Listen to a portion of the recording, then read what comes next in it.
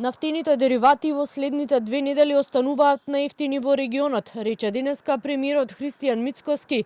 Откако вчера на вонредна владина седница ги продолжија мерките за намалени акцизи за дериватите и повластината стапка на ДДВ од 10% за бензините до 1 јуни. Според премиерот, ваквата одлука освен најниски цени ќе обезбеди стабилност и зачувување на животниот стандард.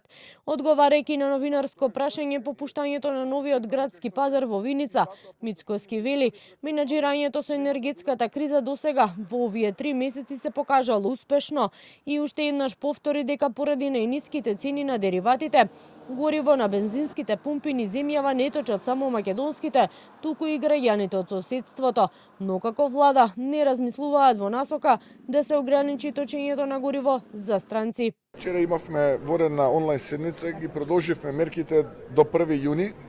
Тоа значи намален данок на додадена вредност за бензините и акцизи нормално и за бензините и за дизел горивата, со што повторно сме ние како држава со најниска стапка на цената на бензините и на дизел горивата. И мислам дека така и треба да продолжиме и понатаму. Иако состојбата поради глобалната неизвестност ја оцени како тешка, сепак според Мицкоски ударот врз државниот буџет не бил голем и вели преку ребалансот ќе се направи едно оптимално решение за да има средства и за капитални проекти, но и за плати, пензии и социјални трансфери. Консултациите за ребалансот кој почнаа неделава меѓу финансии и останатите ресори се во тек. Мицкоски упатувајќи критики кон претходната влада, вели ликвидноста на буџетот не е доведена во прашање. Оваа година со се камати треба 3 милиарди евра да вратиме, некои стари задолжувања.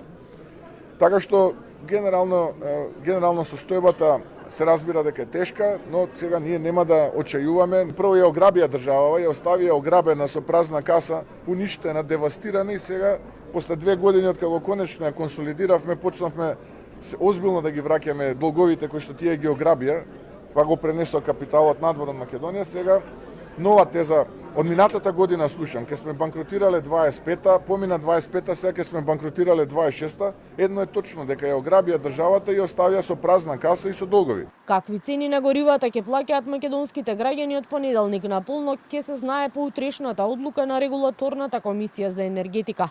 Инаку неделава започна со нов скок на цените на нафтените деривати на светските берзи и затвори со околу $109 за барел.